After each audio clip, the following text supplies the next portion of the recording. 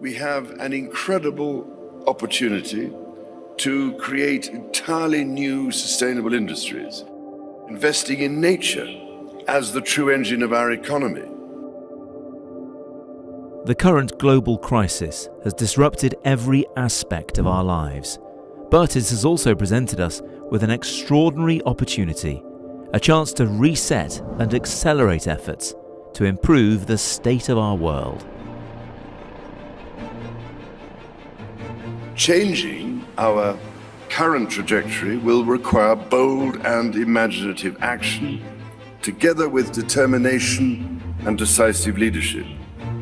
In order to secure our future and to prosper, we need to evolve our economic model, putting people and planet at the heart of global value creation.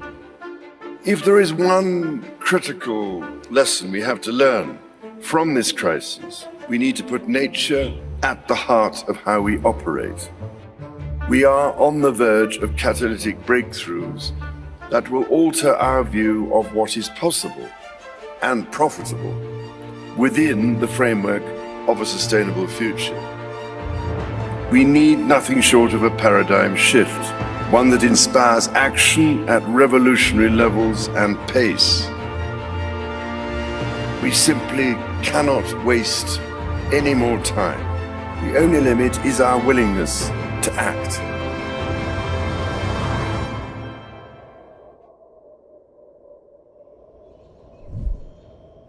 And the time to act is now.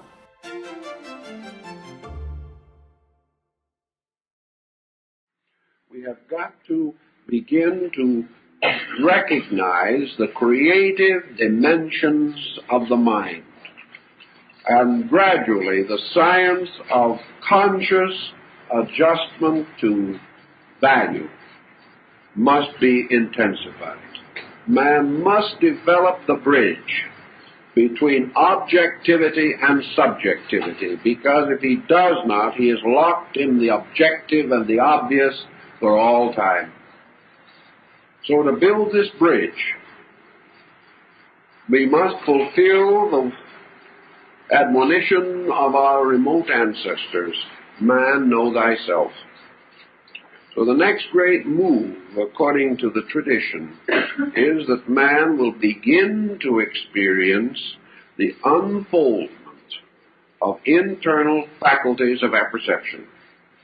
That things that to us are now strange and mysterious will be of increasing frequency as the psychic field of man releases them, and that the time will come not too far in the distance when we shall begin to live with roots in conviction and the ability to internally experience the fact of an internal life.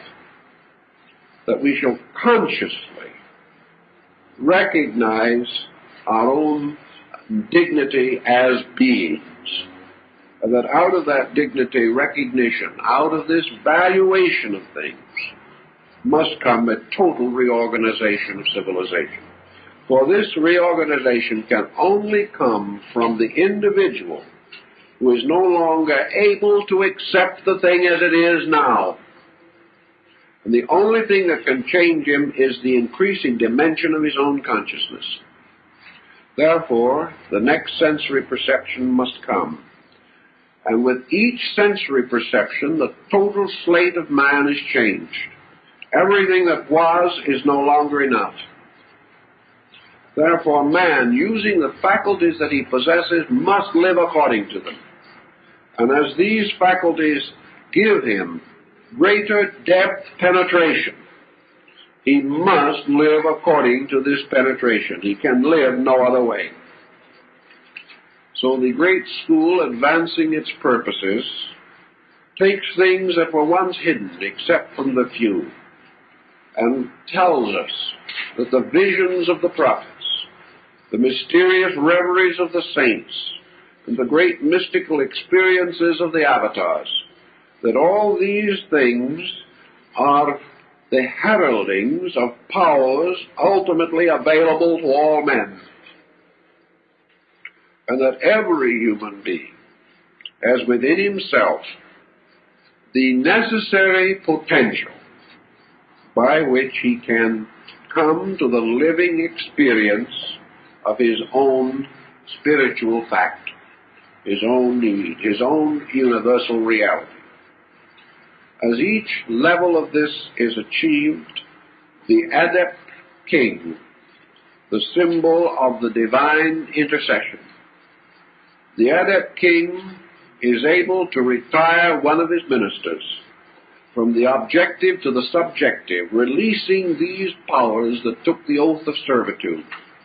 For there is a legend that these great powers took upon themselves voluntarily the burden of leading the spiritual life of the race, affirming that they would not depart or in any way cease their labors until the human being could support himself, that he could carry on in his own way, so that gradually the intercession of divine powers is removed as man gains his own ability to rule his world and himself.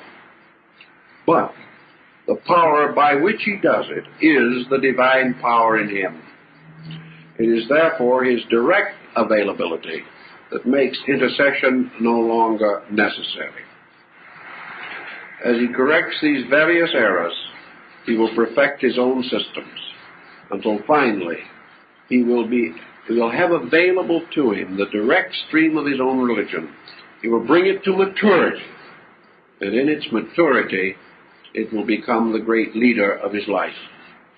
When that has been accomplished, the invisible temple will be visible in the world. The religions will become the servants of religion itself, and all the faiths of men will recognize their servitude to the eternal faith itself. And in this time we will have reconciliation, not because men are tolerant, but because truth itself is one.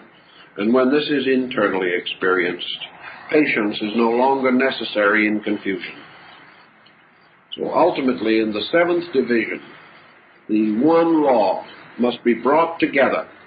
Science, religion, philosophy must be reunited, and religion must find that its seven rays, or its seven parts, are merely the prismatic appearances of its one light. All these mysteries belong essentially to the secret school tradition. Fragments have come out in all religions, but the total concept awaits its perfect fulfillment in the spiritual experience of man himself. The word Buddha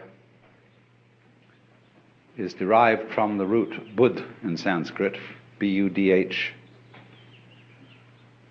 which means to be awake. So the Buddha is the awakened man, the man who woke up. What does he wake up from? Obviously a dream. And what kind of a dream is this? Well, I would call it a state of hypnosis. And this state of hypnosis, although I'm using hypnosis in a rather archaic sense of the word, is a state of being entranced, spellbound, fascinated, and this is called in Sanskrit avidya. A-V-I-D-Y-A. Vidya is knowledge in Sanskrit, and it is the root from which we get videre in Latin, to see, and so vision in English. So putting the A in front of it means non. Avidya, not seeing. Ignorance, ignorance, where you see but you ignore everything that you're not looking at. When you put the beak of a chicken on a white chalk line, and the chicken is fascinated with that and can't get away from the chalk line, that's avidya. So in the same way, our beaks were put on a chalk line when we were hypnotized into the notion of attending to life by conscious attention alone, by the spotlight to the exclusion of the floodlight. And so we began to imagine that we were separate individuals. What is called in Buddhism Sakkaya Drishti, the view of separateness.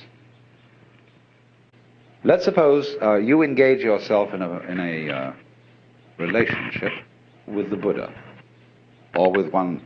I mean, there are hundreds of Buddhas. The one we call Gautama is just the historical Buddha that everybody knows about. But one Buddha leads to another, because as a result of his relationships with people, he turns them into Buddhas too, awakened people. Now you meet one of these people, and he's going to give you a rough time. But one of the Buddhas running around these days is Krishnamurti. And Krishnamurti absolutely destroys everybody's religion. Why do you believe this? Why are you hanging on to that? Why do you want to insist that this idea is so? See? And he shows you that all your fixed formulations, all the ideas to which you cling, are spurious. And then you suddenly get into a kind of vertigo, dizziness, that you feel suddenly that you're no longer standing on the firm ground, but that the universe has suddenly turned into water, or worse, air, or worse still, empty space. There's nothing to hold on to. Now you see, often when one discusses religion with people, they say, well, I need a religion because I need something to hold on to. Well, that's the way not to use a religion. Because if you use religion as something to hold on to, your religion is an expression of unfaith. Faith is where you let go, not where you hold on. So the method of Buddhism, it's called the Dharma, doesn't mean the law, it means the method. The method is to knock the stuffing out of you, to take away everything to which you cling, to cleanse you completely of all beliefs, all ideas, all concepts of what life is about, so that you are completely let go.